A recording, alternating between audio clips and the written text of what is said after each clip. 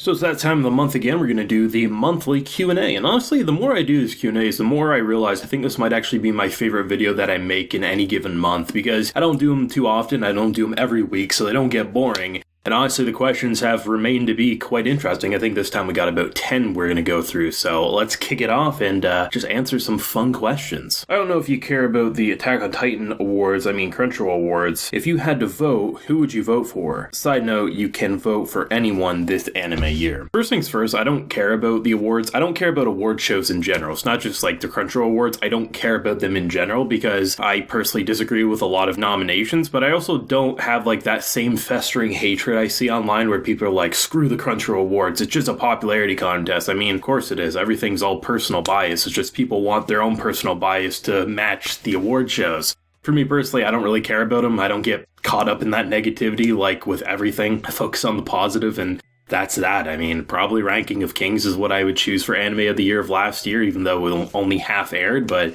that's just me anyway. This is a pretty big comment, so I'm not going to read it all out just for time reasons. You can pause the video and read it yourself.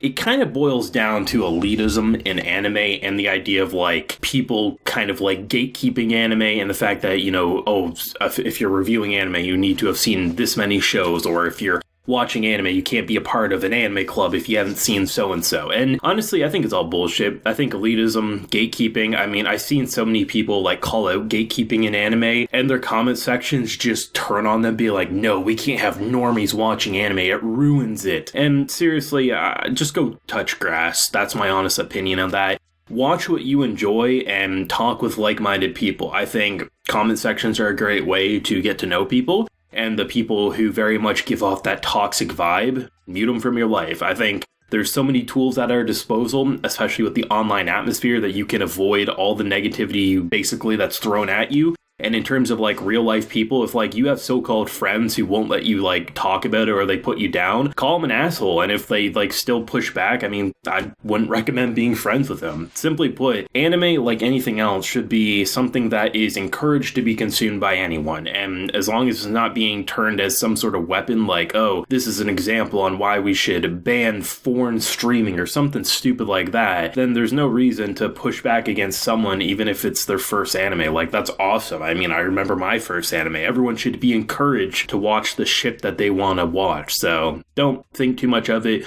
Mute the dumbasses, and if they're in your personal life, maybe get new friends, because honestly, those don't sound like that great of people to be around, but that's just me. Does your channel suffer after a really hyped season? For example, I saw a couple of people last year talking about their drop in views because the Attack on Titan hype boosted their channel so much that when it ended, the algorithm thought they weren't producing good content anymore and stopped recommending. That is a thing, like, depending on how your channel does for a certain amount of time, YouTube will then think that's how your channel should perform going forward. But of course, there's certain shows like Attack on Titan that can get very big and make a 1,000 sub channel get 20,000 views for a few months, but they don't gain the same type of subs, so they don't retain that type of viewership when it comes to the other shows they're covering. I've never suffered this because I've never put myself in one type of content. I've always had a dozen different shows that I'm covering in a season, and I've always had different varieties, right? For me personally, I don't give a shit what some algorithm says. I know how to make my videos searchable, so I use the proper tags and descriptions and things, but I just don't give a shit, man. I think when a creator pulls back and stops looking at the numbers, they thrive way more, because while you may look at my channel and say, oh, I'm not getting the same view counts or subs as these hundreds of thousands sub channels, but I pay my bills with AdSense alone, doing just fine. There's definitely a drop in recommended, like you don't get recommended as much as you did have like a big season, like with say part 1 of the final season last year. But it's never ruined my channel. And I think the people who are saying it did, I think need to branch out a lot more than just covering what is hype and covering what you enjoy. Because not only will you be more personally happy, you also won't be the bitch of some algorithm. And I can safely say I've never been the bitch to the algorithm. Hey Brandon, what's your take on the live action Cowboy Bebop on Netflix? This is actually a pretty good question.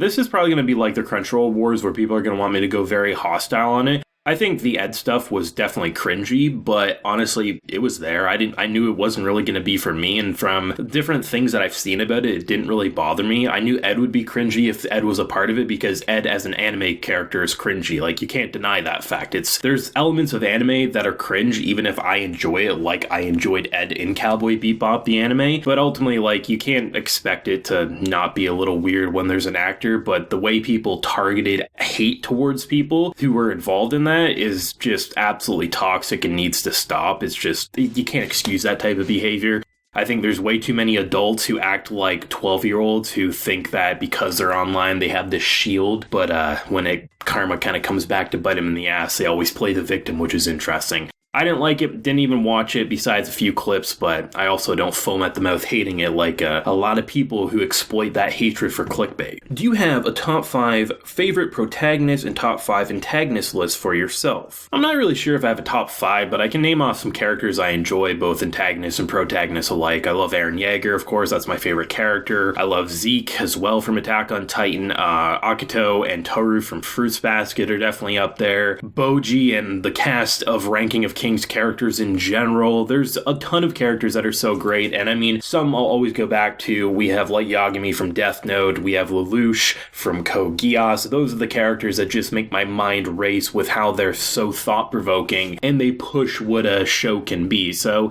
anything like that, but I mean, most shows that I complete, I generally enjoy the characters, but the ones that end up in my favorites list, if you ever hear me say like a show's a favorite of mine, probably assume the antagonist or protagonist, maybe even both, are probably in my favorites list. So the question, after kind of talking about that Mushoku Tensei controversy in last month's, favorite types of sweets. For me personally, I really love sour candies like Sour Patch Kids and stuff like that. And in terms of like chocolates, I mean, there's pretty much anything can work out, but I really like caramels as well, but that's probably what I would say. Do you think there is a big impact when meanings get lost in translation? I like seeing the puns that go into making some names, but sometimes there can be jokes or even foreshadowing details that get lost due to translation. I think there's an argument to be made there, but honestly, I think you have to also understand that translation and localization, it's there to make it, because there's so many times in like anime, there's like these Japanese references that no one, unless they're super deep into weeaboo culture, are going to understand it because they're in North America or, you know, other countries. So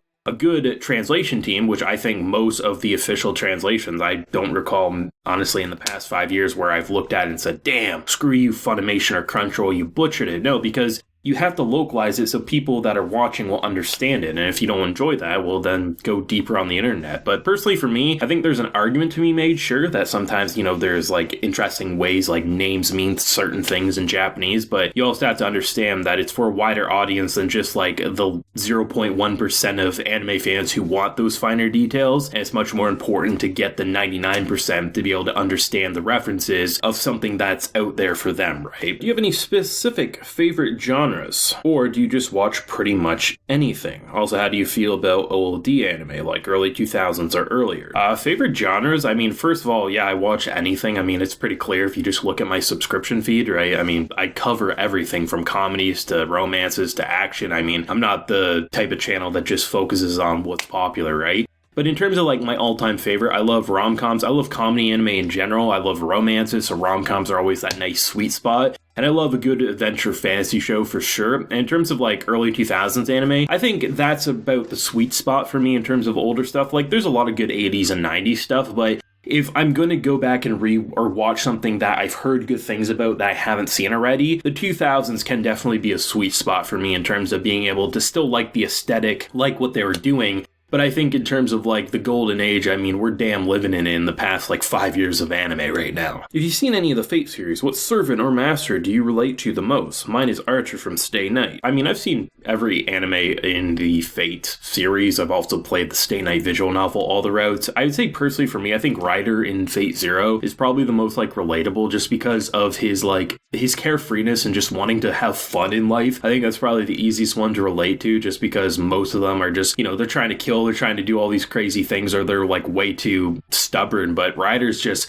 He's a bundle of energy and I absolutely love his leadership. Was there an anime, book, games, or other media that you did not like at a certain age and dropped it, but then after some time went back to it and watched it? Essentially that you had to be more mature to watch or read to understand and enjoy it. Actually for me, it was Star Trek, the TV show. I remember when I was a kid, my dad he'd watch that stuff all the time, and I thought it was the most boring shit ever. And then, I don't remember exactly when it was. It was sometime when I was in college. I remember I watched randomly, like, a clip that was, like, on, I think it might have been on Twitter. I was like, that actually seems kind of interesting. And though I haven't seen the whole series, like, I did watch a good handful of episodes, and I was like, oh, I actually kind of understand why people were enjoying it. So there's a lot of stuff like that, as a younger kid, you're thinking, oh, you just want superheroes and you just want explosions. But then as you get deeper in your life, you start wanting more thought-provoking political stuff. And for me, that's definitely one of them. But that's all for this month's Q&A. As always, if you have a question you want answered in a video, or you just have a question you want answered, because I answer most questions anyway, leave a comment down below and, we'll get back next time, end of next month, most likely. I've been pretty good with that schedule. So let me know your comments down below. Leave a like if you enjoyed, and hey, subscribe if you're new around here. Until next time, everyone, please take care and have a good one.